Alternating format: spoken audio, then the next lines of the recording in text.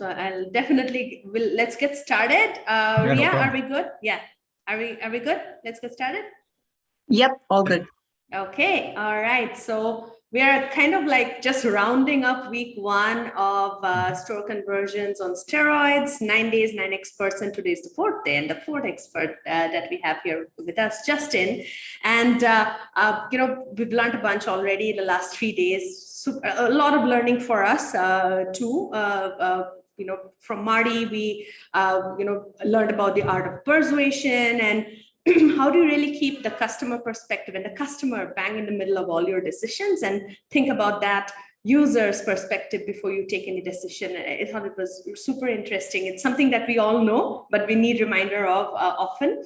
And then we spoke to Lorenzo, who kind of continuing the thread on customer perspective, spoke about how you can mine reviews to actually pull out nuggets of how customers think about your products and would use that across your journey of your store, from your nav to search, etc. Very, very interesting over there. And of course, one interesting thing that with Lorenzo it came up was that, hey, a lot of times you might not have as much reviews, so you don't have to go like deep, quantitative all the time. It might also be qualitative analysis. And that thread continued on with Oliver, where he spoke about, hey, like even to run A/B test and any kind of quant analysis, you sometimes need to understand whether this is the right stage of your business to actually get into that, right? So ton of great learning. And to it's interesting how we're continuing the thread today. And today's topic with Justin is about how do we balance out and what to look out for qualitative versus quantitative when you're planning out your conversion rate optimization in your store and in your site, right? We want to quickly dive in now. So welcome, Justin. Thank you so much for being here. And thanks for having me. And a quick intro, about yourself for our audience, and what do you do and why is it important for e-commerce teams? Yeah, so quick intro to me. I've been a marketer for absolutely ever. It seems like I've been doing it 21 years, been doing optimization as a service we just celebrated our 8th birthday as a company for conversion fanatics. So that's all we do. We literally do optimization as a service all day, every day.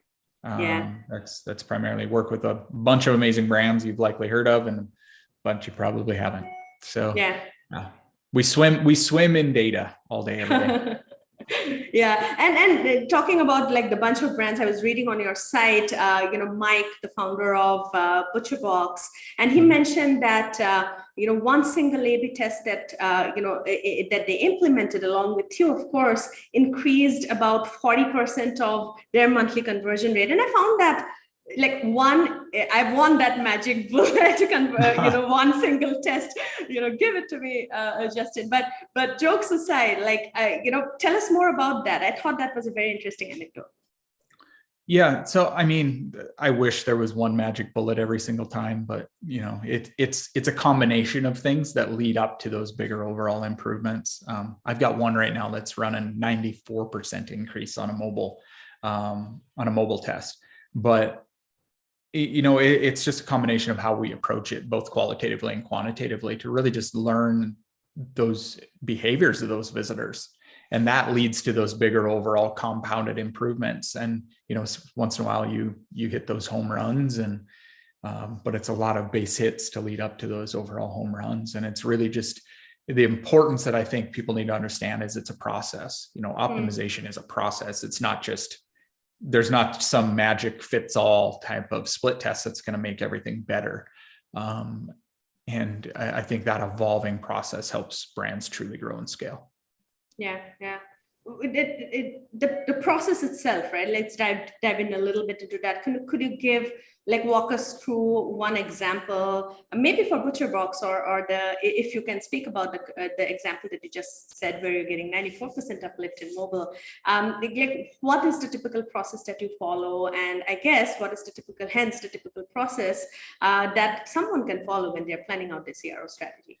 Yeah, so looking at CRO to me is more about figuring out what holds weight.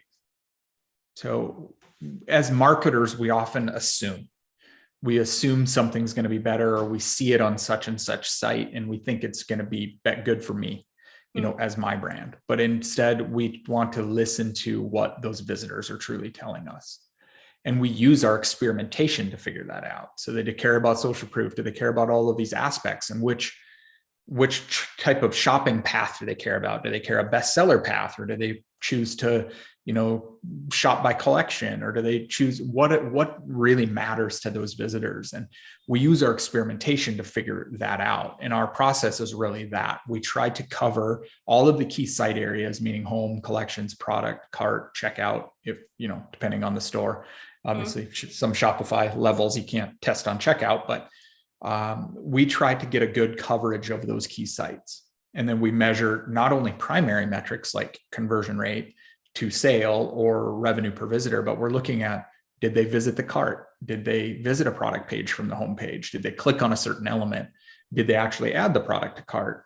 And we try to measure those secondary engagement metrics from a quantitative perspective. And then that gives us feedback. It's like, okay, we did X and they responded really well and favorable. So that means how many different ways can we expand? And we use that experimentation and those results to inform which direction the strategy needs to go. Instead of, hey, we spent a month analyzing data, doing user testing, and we found this and this and this, and then we still have to start somewhere. So we take a little bit different approach to it, in that fact that we just want to get testing as quickly as possible, because that's going to give us that direct feedback versus just kind of guessing or assuming something is going to make that big impact. And then we support it with the qualitative side, which is, heat maps, click maps. We'll run exit polling on sites to, really just ask open-ended questions. What questions didn't we answer for you today, or what's holding you back from, trying out our products or something like that, versus be like, hey, was this information helpful? Yes or no? That doesn't tell us anything. And that usually gives a trend very quickly of what that data is and those visitors' hangups are. Like, for example, we had one client that I remember a while back that they had a product that smelled. So, they have a scent, and it was a male audience, and they had to choose. And the glaring question was, I don't know which scent to choose. But the scent guide was on the page. They just weren't finding it. They weren't seeing it. So we just made it up front, right in their face, front and center, smells like this. And it boosted mobile conversion rate, I think like 32 some odd percent. Just because we were able to answer that question. So we took not only a qualitative approach, but we took then a quantitative approach and tested 10 different ways that we can, position that scent, and ultimately came up with a winner. So there's a kind of a give or take in that process, but it's really just consistent, persistent experimentation and using that as a kind of to help evolve the marketing message.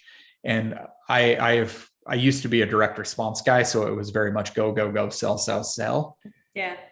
But we've had to take that evolution, even working with the more e-commerce brands, that experience, particularly now where tracking and attribution are not greatest, in a big omni-channel environment, particularly the social world that we live in, the experience really, really matters to visitors. So we look to not only improve conversion rate and all of the other key metrics, but we look to create that better experience for those visitors. If we do that in a way that they respond to favorably based on our data, then everything becomes more effective. We've seen cost per acquisition go down. We've seen customer support complaints go down. And then how do you factor in any of the word of mouth aspect that you can't necessarily quantify? You quantify what you can quantify, but then there's also some things you can't necessarily put on a spreadsheet that true optimization has an impact on. And we've noticed that there was a study done, I can't remember who did it, but customers are more likely to spend 18% more money on average if they deem the experience to be a pleasurable one. So, they just know, and setting that expectation, that's kind of how we approach optimization as a whole. It's just let the visitor take your bias away from it, just kind of push the buttons in the right order, and really just incrementally change things to lead up to bigger overall improvement versus, oh, I need to redesign a product page today, or I need to redesign, a homepage. I would rather take the incremental approach that leads up to the bigger overall changes. I don't know if that answered your question. I just rambled. I'm sure it does, right? For me, yes, and I'm pretty sure it does for the folks who've just joined in and who are on the live stream too. Interesting, what I'm hearing is also that there is a discipline and a diligence to your whole experimentation process too. I mean, quant versus qual is one side of it, but also the diligence of really running it and knowing when to pull in which muscle, right? Yep. So how would you advise, folks who are probably new to e-commerce, who've joined e-commerce teams and they really want to help their teams grow, or even, earlier brands, I would say, not your, below 100K a year brands, but even if you're at, 5 million in GMV, you found product market fit, but now you want to scale, right? So you want to do the things in a very disciplined and a structured way. So how would you advise folks to actually build their experimentation and discipline muscle? And how would they balance out when to pull in quant, when to pull in qualitative, and understand when to do that too? Yeah. So a couple aspects of that. I see this a lot in everybody jumps to, particularly those sub, say, 5 million in revenue. I would say probably sub 3. They tend to gravitate towards tricks, gimmicks, tactics, and try to be very tactical, meaning so-and-so. I mean, I can't count how many times, if you're familiar with Ezra Firestone and his Boom by Cindy Joseph brand, I can't, how many times I'm friends with Ezra. So he's great. How many times people use Boom as an example. It's oh, he does it and he does X, Y, and Z. Well, I literally had it 2 days ago. Somebody said, well, this is on this site. I'm yeah, we'll test it, but it doesn't work. Yeah. It only works for Boom. So let's not. So it's pulling in and not knowing that. And instead, that's what got you to say 3 million.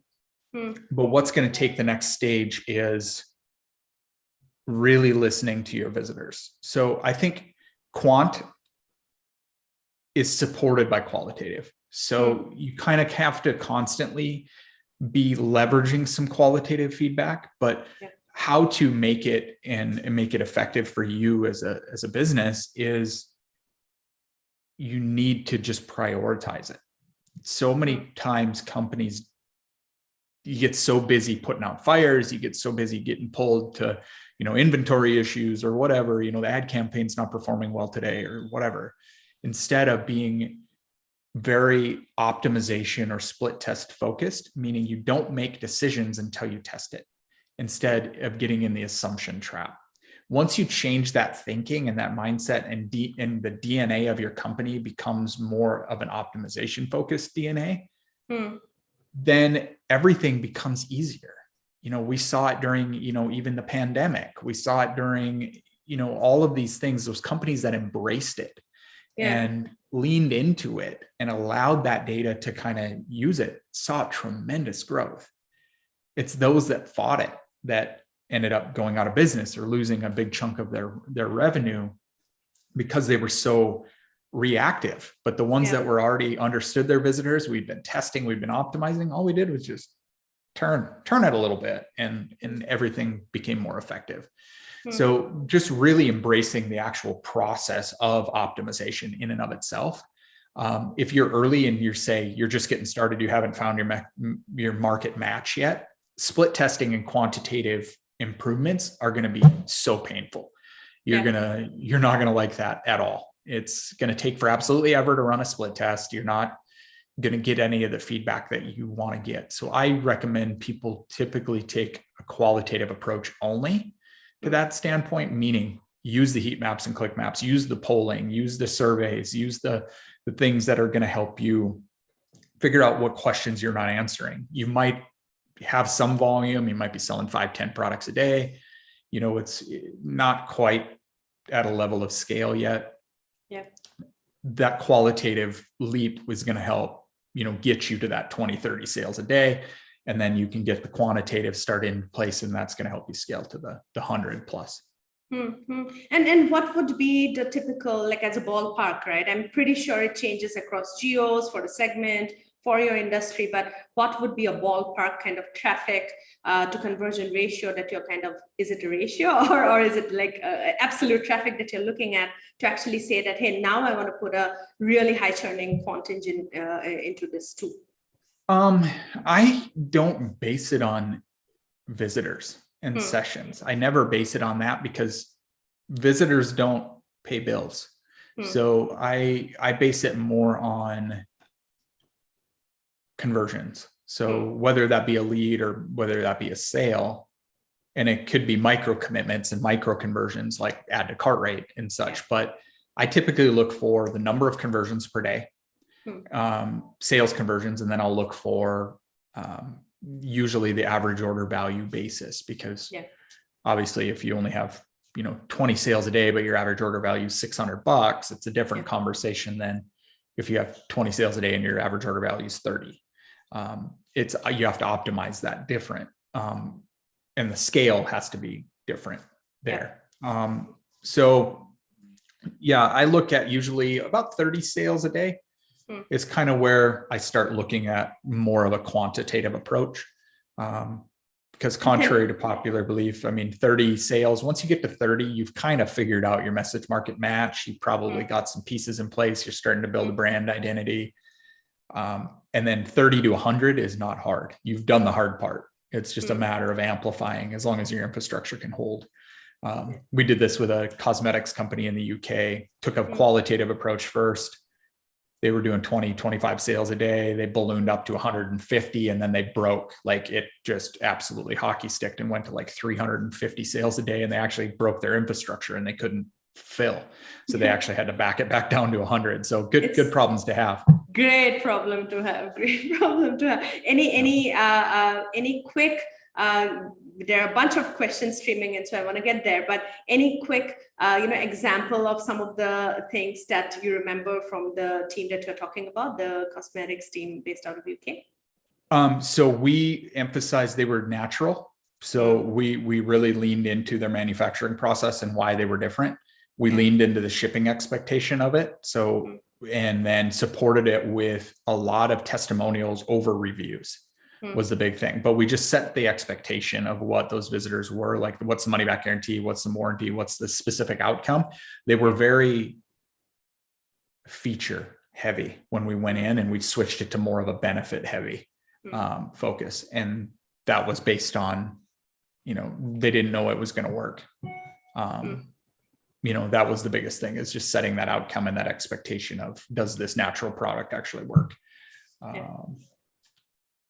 Super. It was a combination of a bunch of things, but that's kind of the main things that we ran with.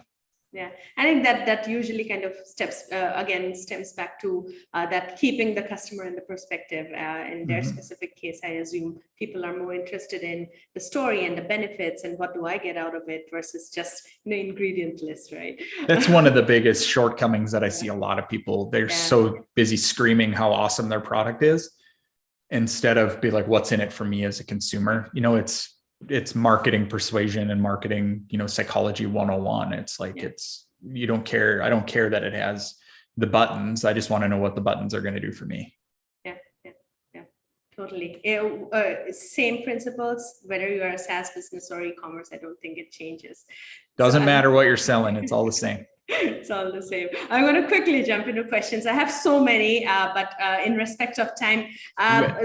So the first question, are there any good tools that you suggest for tracking qualitative and quantitative metrics in CRO? There's a bunch. So our favorite split testing tool is convert.com. That's our go-to. We support them all though. My least favorite is Google Optimize. Just because it is, obviously the price is right on that. I just had that conversation this morning on what it is, but for the younger companies, for the simple stuff, it gets the job done. Our favorite for the longest time for a qualitative approach was Hotjar. They made some changes, and I'm actually looking at an alternative right now since they got rid of their manual heat maps. Yeah, they did. Yeah, and my team's not very happy about it because we leverage that a lot.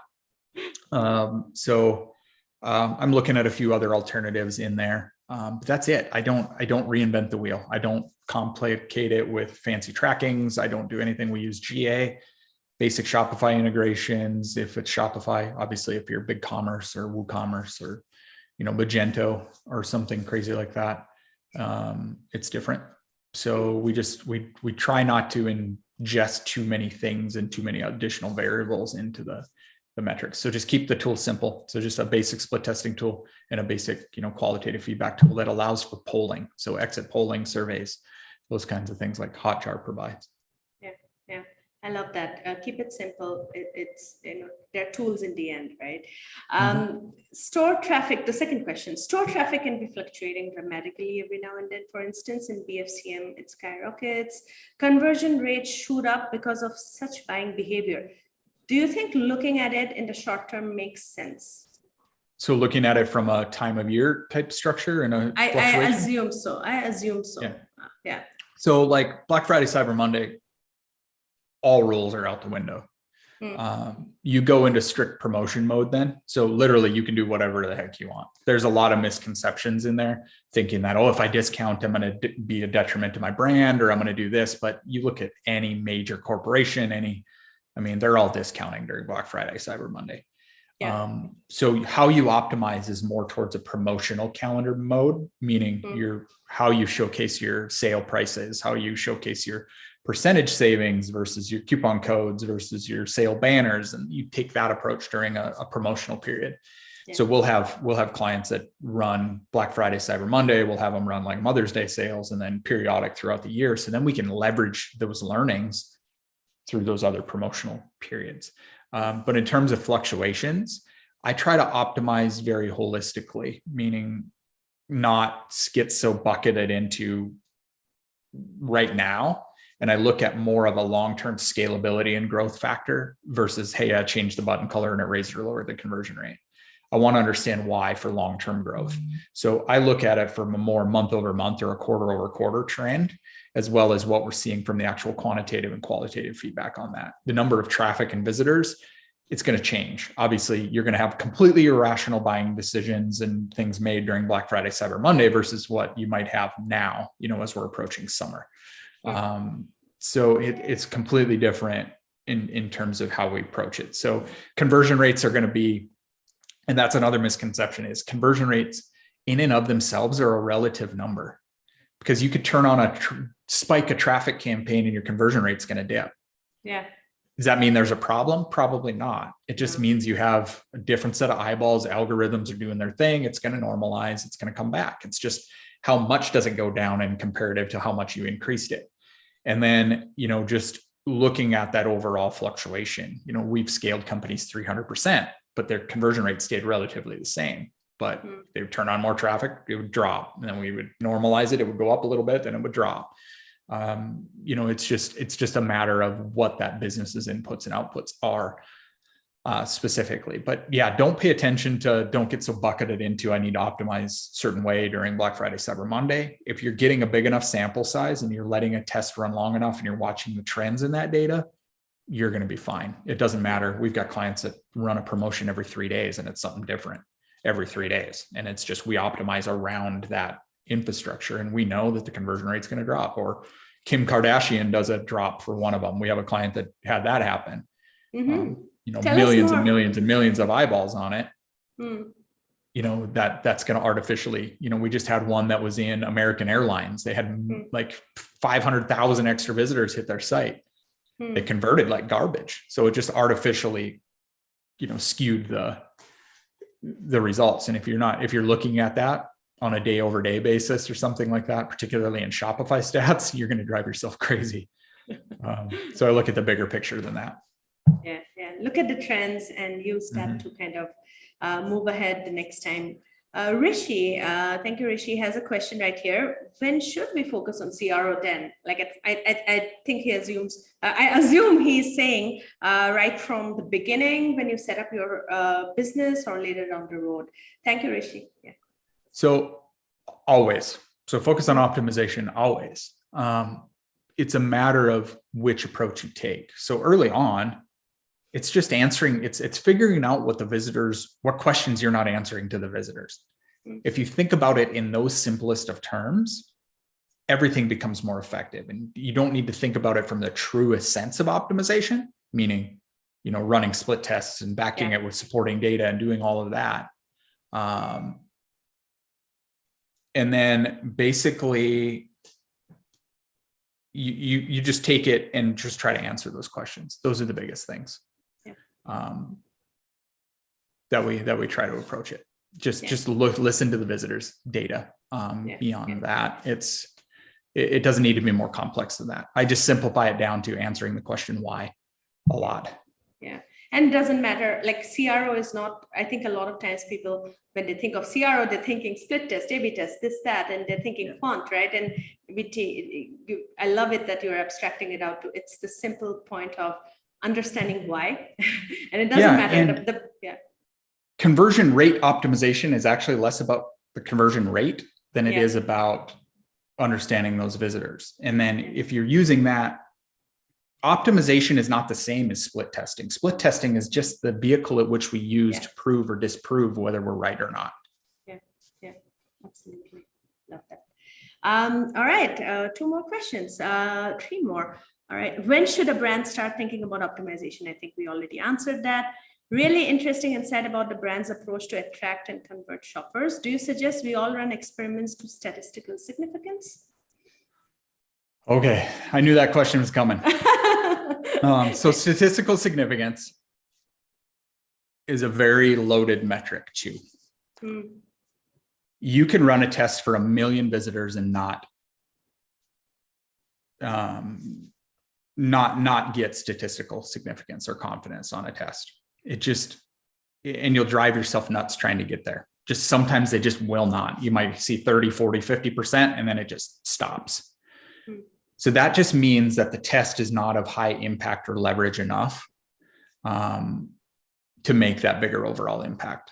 So that means you probably just need to cut your losses on it or whatever, learn from what you can learn from it and move on. So we look at tests from several different factors. Obviously, statistical confidence is a good one whenever you can reach it.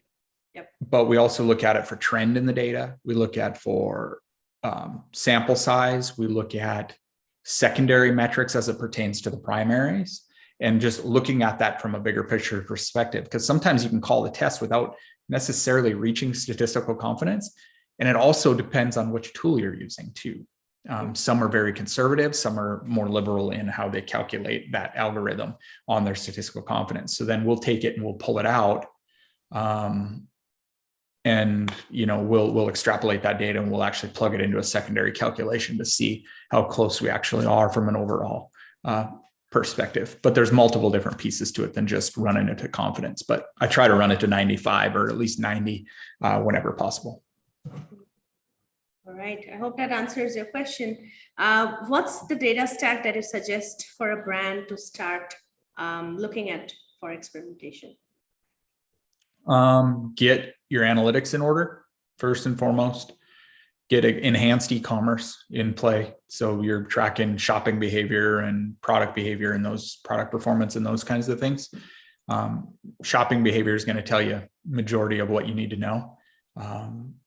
But from there, just a basic, if you're just starting, just a basic heat map solution. I mean, I wouldn't overcomplicate it. Then the next plugin isn't going to be the next plugin.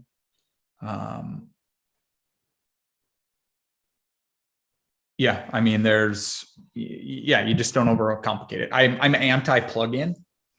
So, I mean, there's so many Shopify apps out there. Yeah. I mean, there really is and people get into that. They get button click happy and be like, oh, so-and-so said this was a great app. Let's plug it into here. But the chances are it's probably hurting you more than it's helping you. Just because it slows down sites. It does 10 things and you only needed to do 1. Yeah. So don't get over, don't fall for the traps when you're first starting out. of needing all of the apps and needing all of the, a special theme or anything like that. Literally, I tell people start with the debut theme and customize it based on your information that you need for your visitors. Yeah. Either it's like an app that does 10 things and you need only one, or the opposite, which is a bigger problem, is that you have two different apps running very similar things, and then you are like confused about the data. I've seen that so much. Yeah. Totally hear you. The final question, I think we already covered that, and we're also beyond the time. Can I know what should an early e-commerce business needs to focus on? Is it qualitative or quantitative approach? And I think we got the answer. It's all about the answer to the question why, and even if it's qualitative, we're good. So qualitative, just start somewhere. I don't care. Just listen to your visitors. I don't care what approach you take. Just don't make marketing decisions based on one, emotion, or two, that you heard it somewhere else. Meaning you saw it on such and such site and they said it converted really well. It's probably not going to work for you at the same time. So just be mindful of that. Your visitors are the holy grail. So they're going to tell you exactly where you're screwing up if you ask them the right questions.